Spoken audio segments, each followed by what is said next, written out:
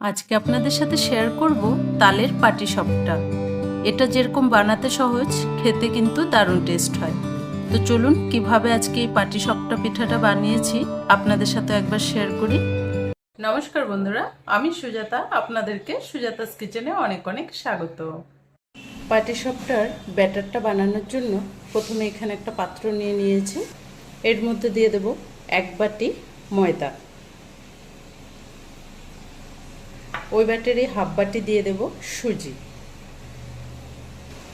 সামান্য অল্প দিয়ে দেব নুন, দিয়ে দেব 1 চামচ চিনি, দিয়ে দেব পরিমাণ মতো তালের রস। যে বাটির ময়দা দিয়েছি ততটাই আমি তালের রসটা দিয়ে দিলাম। আগে থেকে ভালো করে জাল করে ঘন করে রাখা দুধ সেখান থেকে অল্প করে দেব।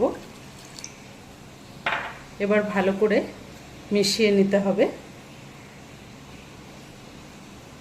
দুধটা দিলে পাটিসাপটা এই পিঠাটা খেতে কিন্তু দারুণ টেস্ট হবে। চিনির পরিমাণটা একটু কম দিয়েছি, যেহেতু ক্ষীরটাকে একটু মিষ্টি বেশি করব, আর তালের রসটা বেশ পরিমাণে কিন্তু মিষ্টি আছে, সেই কারণে কিন্তু চিনির পরিমাণটা এখানে কম দিয়েছি। একটু বেশি ঘন লাগছে, আরও অল্প দুধ দিয়ে দিলাম। পুরোপুরি দুধ দিয়ে গোলালে কিন্তু পাটিসাপটাটা খেতে টেস্ট হবে। আপনারা চাইলে কিন্তু জল দিয়েও গুলিয়ে নিতে পারেন। চামচ দিয়ে গোলালে কিন্তু ব্যাটারটা ভালো করে গুলবে না, ভালো করে এটাকে ফেটাতে হবে। তাই এবার এটাকে হাত দিয়ে ভালো করে মিশিয়ে নিচ্ছি। ভালো করে 2 থেকে 4 মিনিট ভালো করে ফেটাতে হবে। ভালো করে ফেটিয়ে নিয়েছি। আপনারা চাইলে এখানে চালের গুঁড়িও দিতে পারেন, কিন্তু চালের গুঁড়োটা দিলে একটু শক্ত হয়ে যায়। আমি এই পিঠেটাকে খুব সুন্দর সফট নরম রাখবো, সে কারণে চালের গুঁড়োটা দিলাম না। ভালো করে ফেটানো হয়ে গেছে, ঠিক এরকম ঘনত্বটা রেখেছি। এবার এটাকে 5 থেকে 10 মিনিট ঢেকে রাখবো, ততক্ষণ আমি পুরটা বানিয়ে নেব। পাটিসাপটার ক্ষীর বানানোর জন্য এখানে আমি নিয়ে নিচ্ছি কিছুটা দুধ। দুধটা একদম ঘন জাল দেওয়া আছে, ভালো করে ফুটিয়ে নেব। দুধটা ভালো করে ফুটিয়ে নিয়েছি। এখানে দিয়ে দেবো 10 টাকা দামের একটা আমুল দুধের প্যাকেট, পুরোটাই দিয়ে দিলাম। ভালো করে মিশিয়ে নেব। দুধের মধ্যে দিয়ে দেব একটা বড় সন্দেশ, ভেঙে দিয়ে দিচ্ছি। এভাবে যদি পুরটা বানানো হয় তাহলে কিন্তু পাটিসাপটার পুরটা খেতে দারুণ টেস্ট হবে। ভালো করে ফুটছে, এখানে দিয়ে দেব কিছুটা নারকেল কোড়া। ক্ষীরটা যখন একটু মুখে পড়বে খেতে কিন্তু বেশ ভালো লাগবে। এবার ক্ষীরটাকে ভালো করে জাল করতে করতে শুকিয়ে নিতে হবে। এর মধ্যে আমি কিন্তু চিনি অ্যাড করলাম না, যেহেতু সন্দেশ আছে আর সাথে আছে পাউডার দুধ। মিষ্টিটা কিন্তু অনেকটাই হয়ে যাবে। আপনাদের কম মনে হলে আরও অল্প মিষ্টি দিতে পারেন। আমি এটা ক্ষীরের আকারে বানিয়ে নেব। ধীরে ধীরে জাল করতে করতে এটা একদম ক্ষীর হয়ে যাবে। জাল করতে করতে অনেকটা কিন্তু ঘন হয়ে এসেছে। আরও কিছুক্ষণ এটাকে জাল করে নিতে হবে।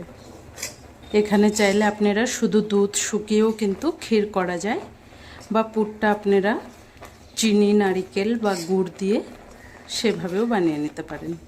আমি এভাবে বানিয়ে নিলাম। এই পুরটা খেতে কিন্তু দারুণ টেস্ট হবে।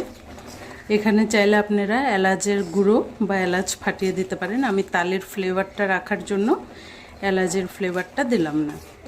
পুরটা কিন্তু আমাদের একদম রেডি। এটা ঠান্ডা হলে আরও অনেকটা শুকিয়ে আসবে। এবার আমি গ্যাসটাকে অফ করে দেব। দেখতেই পাচ্ছেন কি সুন্দর দানাদার হয়েছে। এবার আমি অফ করে দিলাম গ্যাসটা। এবার এটাকে একটা পাত্রে ঢেলে ঠান্ডা করে নিতে হবে। ভালো করে ঠান্ডা করে নেব।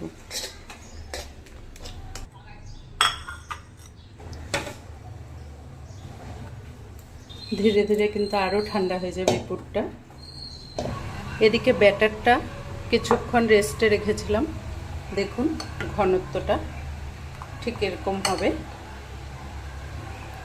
এদিকে একটা তাওয়া বসিয়ে দিয়েছি, তাওয়াটাকে ভালো করে গরম করে নেব। তাওয়াটাকে ভালো করে গরম করে নিয়েছি।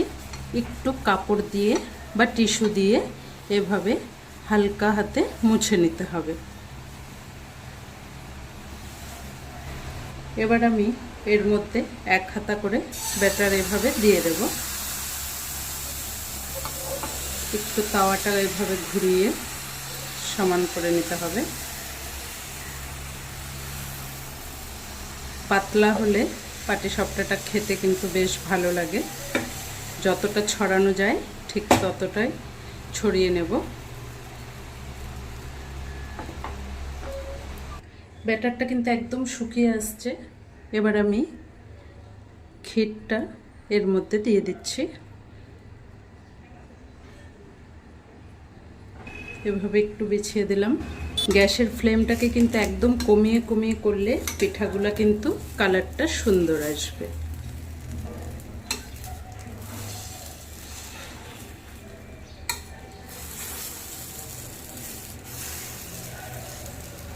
প্রথম দু সাইডটা ভালো করে সেঁকে নিলাম। এভাবে সবকটা বানিয়ে নেব। এক হাতা ব্যাটার,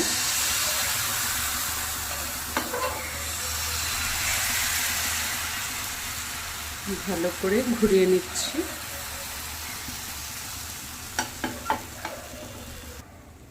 ধীরে ধীরে এভাবে পুরটা বসিয়ে দেব।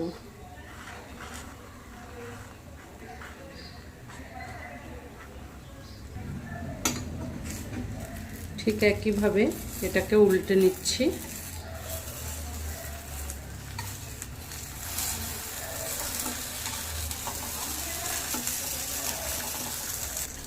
ঠিক সবকটা এভাবেই বানিয়ে উঠাবো।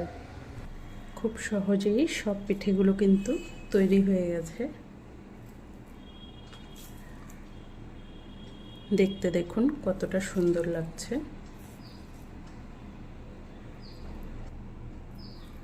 তো আজকের এই তালের পাটিসাপটা রেসিপি আপনাদের কেমন লেগেছে কমেন্ট করে অবশ্যই জানাবেন। যদি ভালো লাগে চ্যানেলটাকে একটা লাইক দিয়ে অনেক অনেক শেয়ার করে দেবেন। ধন্যবাদ।